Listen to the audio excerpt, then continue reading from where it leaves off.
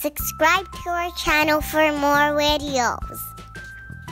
Hi kids, welcome to SySy Toys. Today we're going to read the Aladdin book. Let's get started. Aladdin.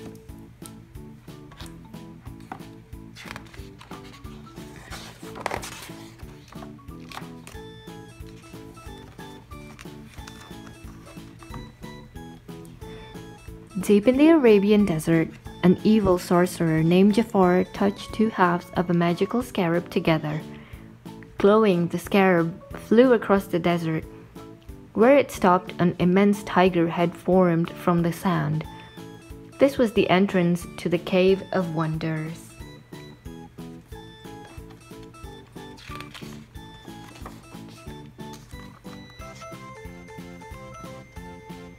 Afraid to enter the cave himself, Jafar ordered a thief named Gazim to do it for him.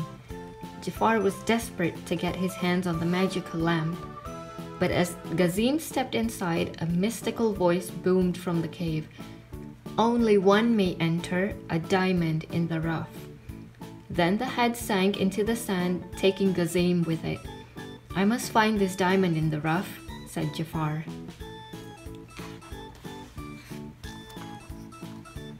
Early the next morning, in the marketplace of Agrabah, a poor young man named Aladdin took a loaf of bread. "Stop, street rat!" shouted the Sultan's guards.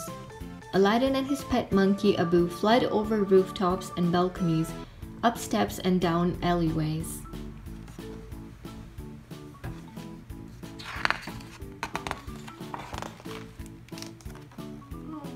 Outwitted, the guards gave up. Aladdin and Abu hurried back to their rooftop home.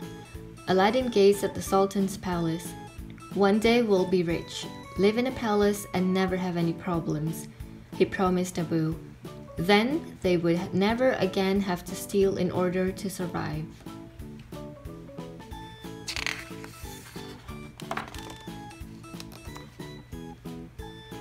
But Aladdin was wrong. In the palace, Princess Jasmine had her own problems. The kingdom said she had to marry a prince by her 18th birthday, in only 3 days. But Jasmine wanted to marry for love. Her father, the Sultan, didn't understand, but her pet tiger Raja did.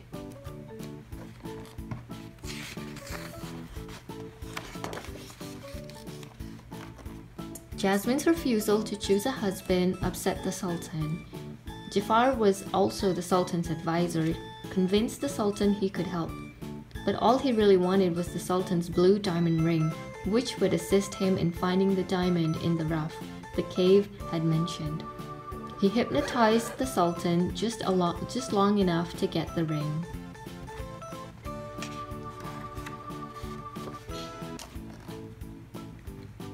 While Jafar plotted and planned, Jasmine disguised herself as a commoner and hugged Raja goodbye. She had decided that it would be better to leave home than be forced to marry. "I'll miss you," she said, "but I can't stay here and have my life lived for me. I want to see more of the world and this palace." She climbed over the palace walls and was gone.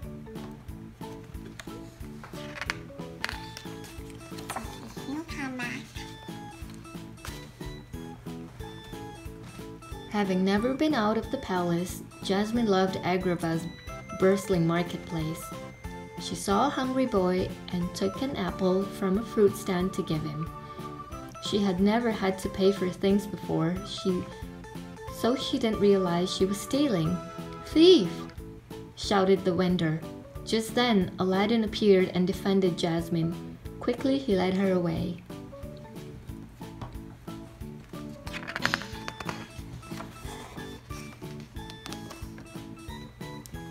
Meanwhile, in his secret chamber, Jafar used the Sultan's diamond to activate the sands of time. "Show me the diamond in the rough," he commanded the magical hourglass.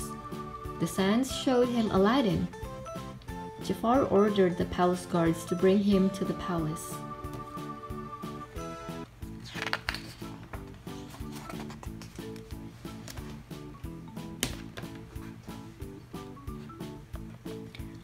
Aladdin took Jasmine to his home, a ragged shelter on the roof of a building. Jasmine thought he was clever and handsome. Aladdin thought she was beautiful. "Where are you from?" he asked. "It doesn't matter," she replied. "I ran away and I'm not going back."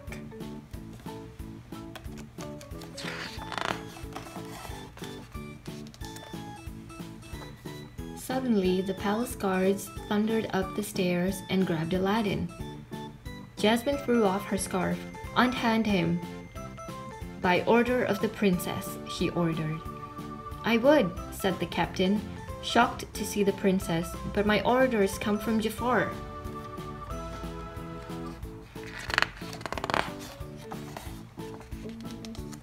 You have the Jafar part. The guards threw Aladdin and Abu in a dungeon. Aladdin thought sadly about Jasmine. She was a princess. No matter how much he liked her, she could never love a poor boy like him.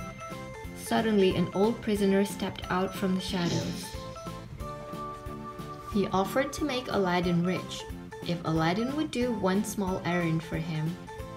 The old man opened a secret passage out of the dungeon. They could now escape.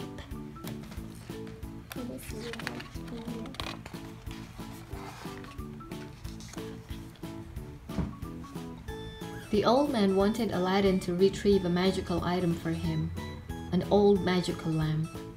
He led Aladdin and Abu to the mysterious tiger's head, the Cave of Wonders.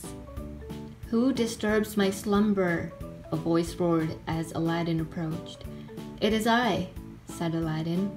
"Proceed," thundered the voice. "Bring me the lamp," the old man called. Old man? Yeah, that was Jafar.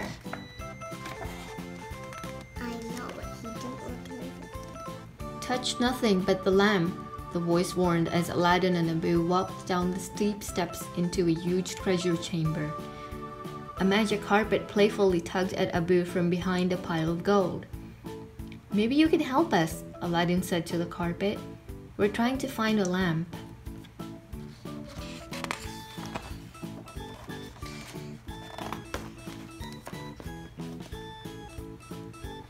The carpet led Aladdin to a lake deep in the cave. In its center was a huge altar of rocks with a lamp on top.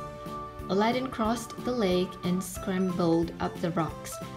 The lamp looked old and battered, worthless.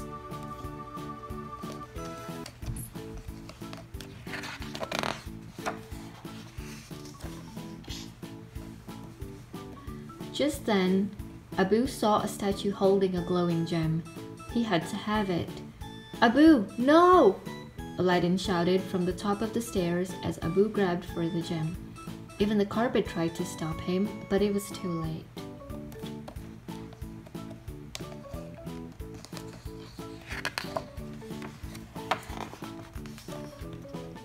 "You have touched forbidden treasures," the tiger's voice thundered. The ground rumbled and shook.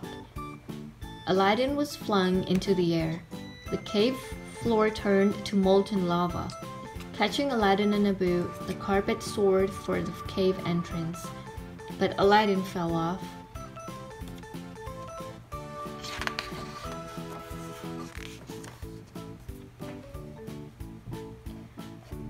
Frantically, Aladdin grabbed for the old man's hand on the crumbling stairs. Aladdin begged him for help. "Give me the lamp," the man said, revealing a dagger. Then, snap! Abu bit the man's hand. The old man pulled away and Aladdin and Abu tumbled back into the cave.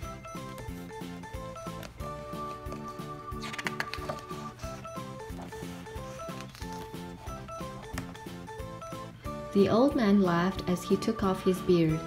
It was actually Jafar in disguise. He reached inside his cloak for the lamp, howling in despair once he realized it was gone. Back in the cave, Abu pulled out the lamp. He had deftly grabbed it back from Jafar.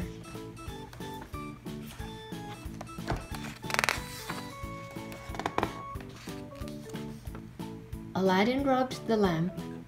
Suddenly, sparks flew, smoke swirled, and poof! A genie appeared.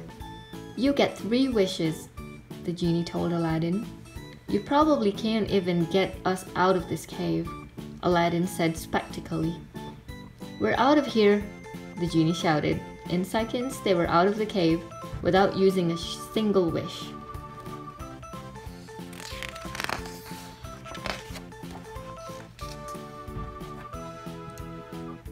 Aladdin still had all 3 wishes to use. "Can you turn me into a prince?" he asked the genie. The genie looked at Aladdin's size and build. He measured here and there. And then, with a wave of his big blue hands, presto! The genie dressed Aladdin in clothes fit for a prince. "We'll call you Prince Ali Ababa," the genie announced.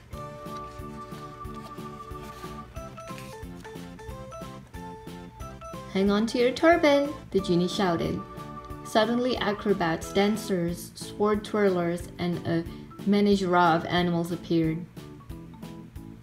Aladdin rode into Agrabah in a spectacular parade.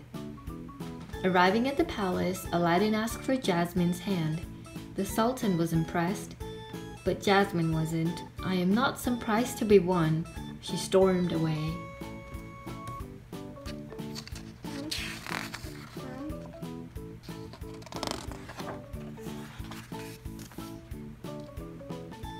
Aladdin was discouraged. He was afraid to tell Jasmine who he really was. That night, he decided to try once more to convince her to talk to him. "You should be free to make your own choice," he told Jasmine. Then he offered her a magic carpet ride.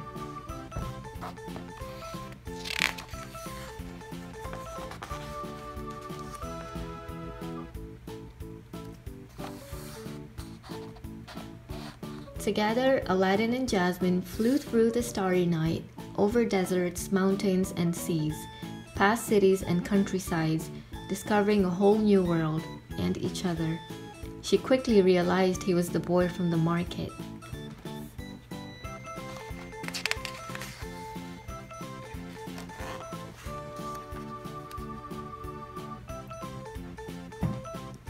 By the time Aladdin returned Jasmine to the palace, she knew she wanted to marry him.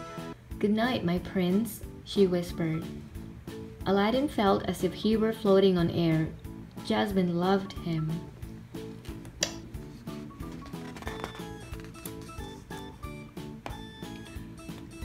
But Jafar had evil plans for Aladdin. "You've worn out your welcome, Prince Abubu," Jafar said. He ordered guards to bind and gag Aladdin and throw him into the sea. Aladdin used his second wish to get the genie to rescue him.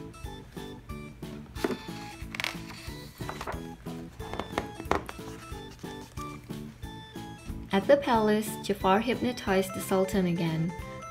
"Tell Jasmine she must marry me," he ordered. Suddenly, Aladdin entered the room and ruined Jafar's evil plan. Jafar was furious. But Jafar knew where Aladdin kept the lamp. He sent his parrot Iago to steal it. When Jafar rubbed the lamp, the genie appeared. "I wish to rule as the Sultan," Jafar thundered.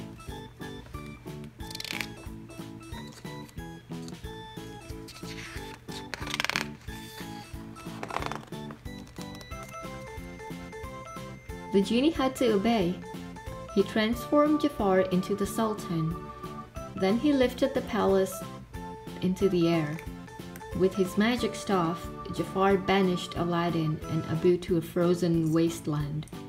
Luckily, the magic carpet found them and carried them back to the palace.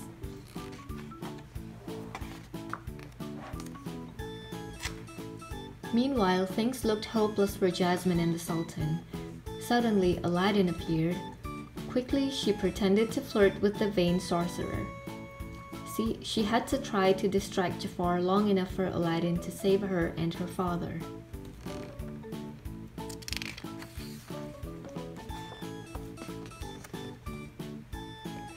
Aladdin hurled himself at Jafar. The wicked sorcerer used his magic to surround himself and the lamp with flames and swords. He changed the Sultan into a puppet and Abu into a toy. He imprisoned Jasmine in a giant hourglass. He even transformed himself into a giant cobra. Cobra? What's cobra? A cobra is a snake.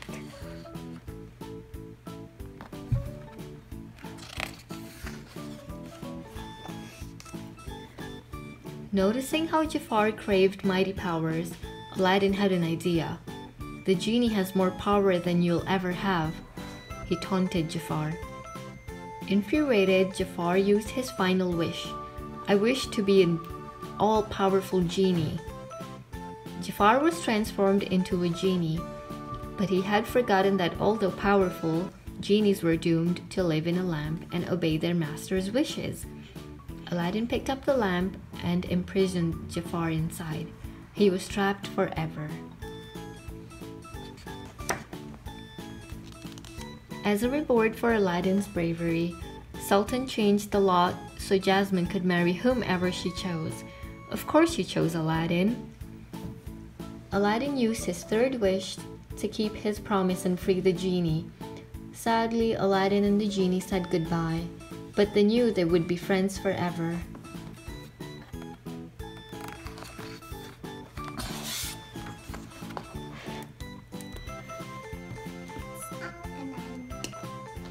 Aladdin's my favorite storybook.